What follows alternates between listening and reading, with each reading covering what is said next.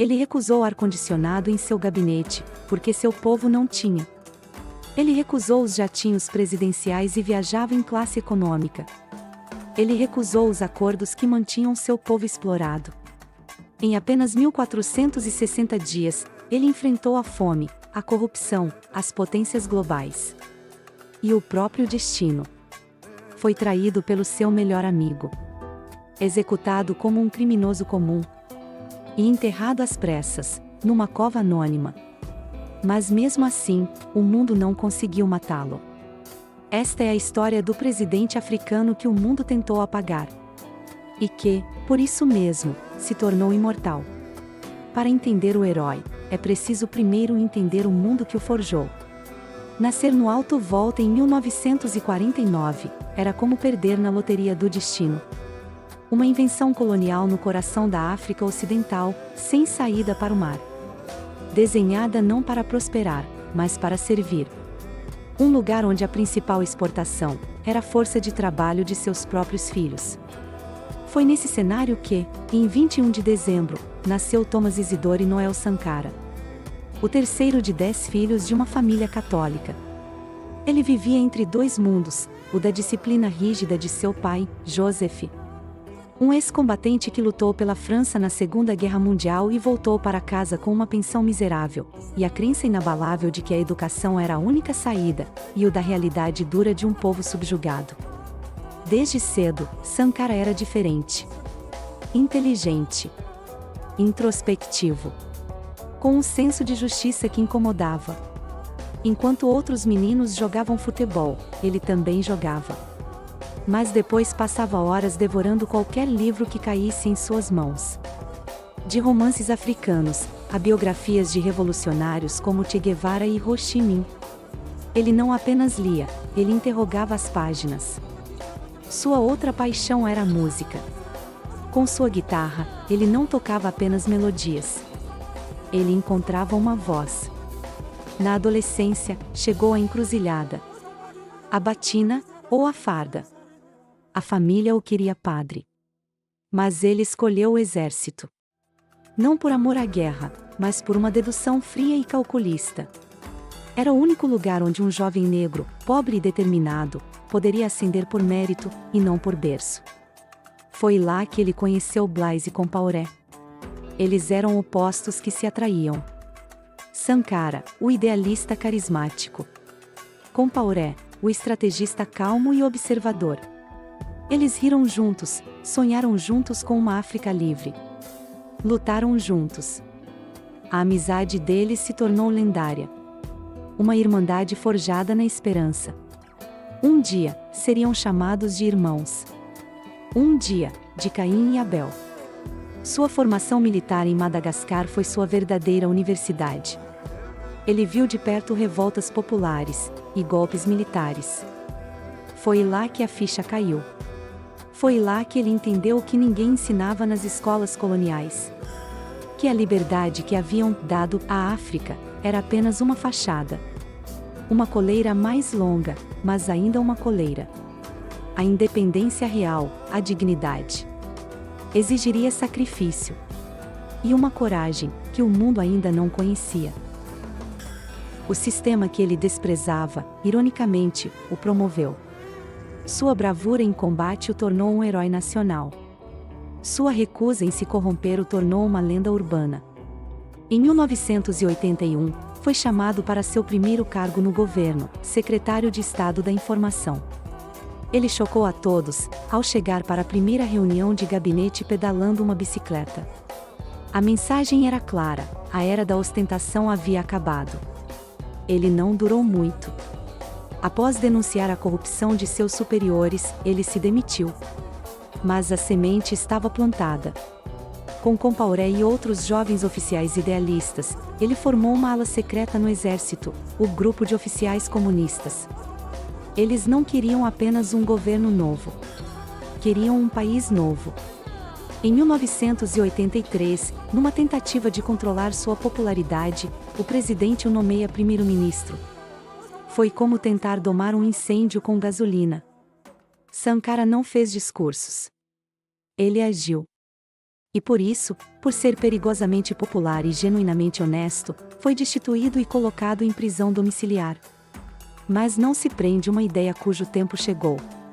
A resposta veio na noite de 4 de agosto de 1983. Liderados por Blaise Compaoré, os comandos leais a Sankara tomaram a capital. O antigo regime caiu sem quase nenhum tiro. E Thomas Sankara, aos 33 anos, não tomou o poder. O poder lhe foi entregue pelo clamor de um povo desesperado por esperança. Ao seu lado, sorrindo para as câmeras, estava seu irmão, Blaise Compaoré. A revolução tinha dois rostos. Um era o da esperança. O outro, o da traição. Sankara sabia que a primeira batalha era psicológica. Era preciso matar o colonizado na mente do seu povo. Sua primeira ação não foi econômica, foi simbólica. Ele descartou o hino nacional, a bandeira e, finalmente, o próprio nome do país. Em 4 de agosto de 1984, ele apagou a marca de nascença colonial Alto Volta do mapa. E no seu lugar, batizou a nação de Burkina Faso, a terra dos homens íntegros. Com a alma do país rebatizada, ele partiu para curar seu corpo. E ele o fez com uma velocidade que humilhou o mundo. Para as crianças com moscas nos olhos, ele não mandou um relatório. Mandou um exército de jovens voluntários. Em uma campanha chamada Comando Vacina, 2,5 milhões de crianças foram imunizadas contra a pólio, o sarampo e a meningite em apenas 3 semanas.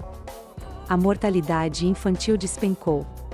Para o menino que escrevia na areia por falta de caderno, ele não deu um caderno. Deu uma cruzada pela educação. Salas de aula foram construídas pelos próprios vilarejos. Professores foram treinados. E, pela primeira vez, as crianças eram alfabetizadas em suas línguas nativas. O resultado? A taxa de alfabetização, que era de vergonhosos 13%, saltou para 73%. Para o velho que arava a terra com as mãos, ele não deu um saco de grãos. Ele aboliu o imposto tribal e deu a terra de volta aos camponeses. Com irrigação e planejamento, a produção de trigo dobrou. E pela primeira vez na sua história, Burkina Faso se tornou autossuficiente em alimentos. A mão que antes pedia esmola, agora alimentava a nação. Onde antes só havia poeira e o deserto avançava, ele liderou a plantação de mais de 10 milhões de árvores, criando um cinturão verde que mudou o microclima. Mas talvez sua revolução mais profunda tenha sido esta: ele declarou guerra ao patriarcado. Ele foi o primeiro líder africano a proibir a mutilação genital feminina e os casamentos forçados. Ele nomeou mulheres para ministérios e altos cargos no governo. No Dia da Mulher, ele incentivava os maridos a irem ao mercado e a fazerem os trabalhos domésticos, para que pudessem entender com o que suas esposas lidavam todos os dias. Em um discurso famoso, ele declarou: a revolução e a libertação da mulher andam juntas. Não falamos da emancipação da mulher como um ato de caridade.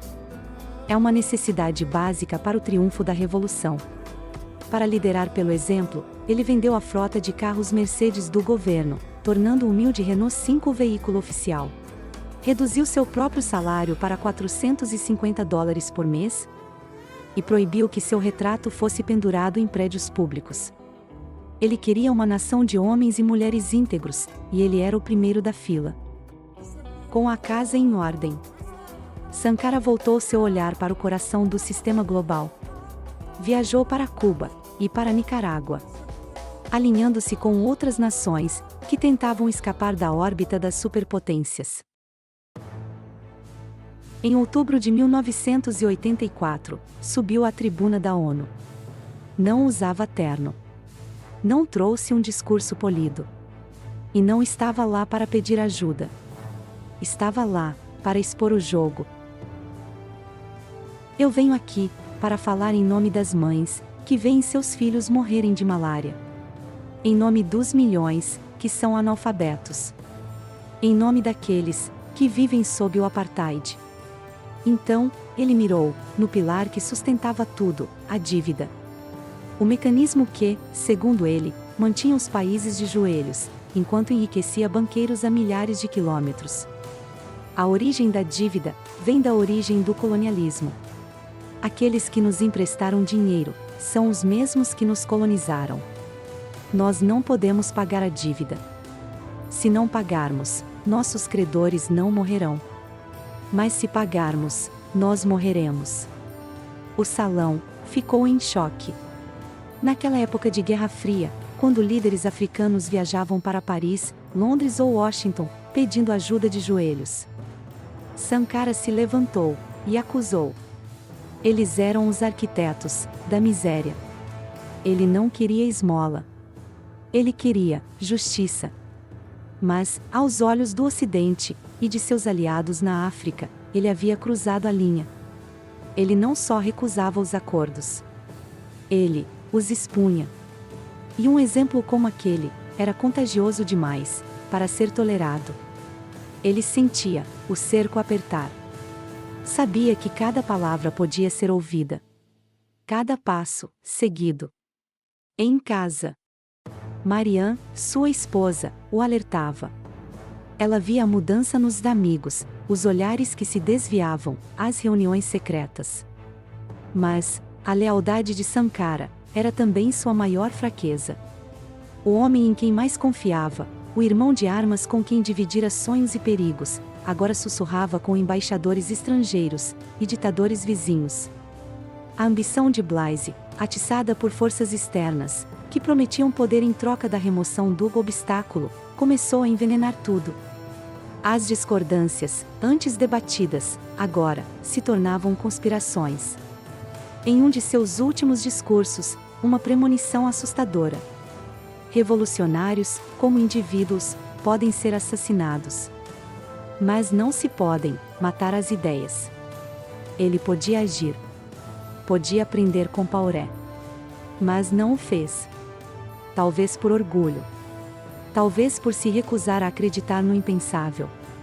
Ou talvez, porque até os heróis mais corajosos se cegam quando a lâmina da traição vem de quem um dia jurou segurar seu escudo.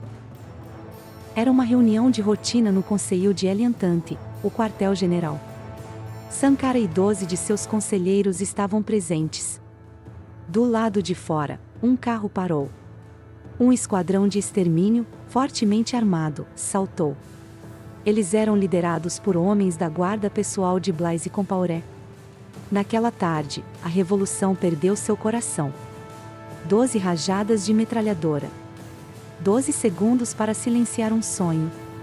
Não houve julgamento. Não houve resistência. Apenas traição. O homem que dizia ousar inventar o futuro foi jogado numa vala comum, junto com seus companheiros. Na mesma noite, Blaise Compaoré se anunciou como o novo líder, alegando que Sankara havia traído a revolução. O que se seguiu foi o desmantelamento sistemático de um sonho. As políticas foram revertidas. As portas foram reabertas ao Fundo Monetário Internacional. Os Mercedes voltaram. Por 27 anos, Compaoré governou, tentando apagar cada vestígio de seu amigo. Mas ele falhou. Em 2014, uma revolta popular, inspirada na memória de Thomas Sankara, expulsou Blaise Compaoré do poder. E em 2022, um tribunal militar finalmente o condenou à revelia, pelo assassinato de seu irmão. A justiça, lenta e tardia, prevaleceu. Sankara morreu jovem. Mas hoje respira nos muros das cidades, nas vozes dos protestos, nas canções que ecoam por toda a África. Ele nunca quis ser mártir. Só exigiu que a África caminhasse com as próprias pernas. E que ninguém se ajoelhasse diante de outro trono que não fosse o da própria dignidade. E você? Se tivesse a chance de mudar o destino do seu povo, teria a coragem de Sankara? Ou o silêncio de Blaise?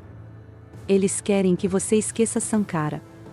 Porque, se você lembrar, vai perceber que ainda é possível levantar. Você pode matar um homem, mas não pode matar suas ideias. Thomas Sankara. Histórias como a de Thomas Sankara são a prova de que o espírito humano é indestrutível. Mas o tempo e o esquecimento são inimigos poderosos. Se esta história acendeu uma chama em você, Deixe sua curtida para que o algoritmo mostre esta verdade a mais pessoas. E, o mais importante, ajude-nos a manter viva a chama dessas lendas, inscrevendo-se no canal para que a memória de heróis como ele jamais seja esquecida. Até a próxima história!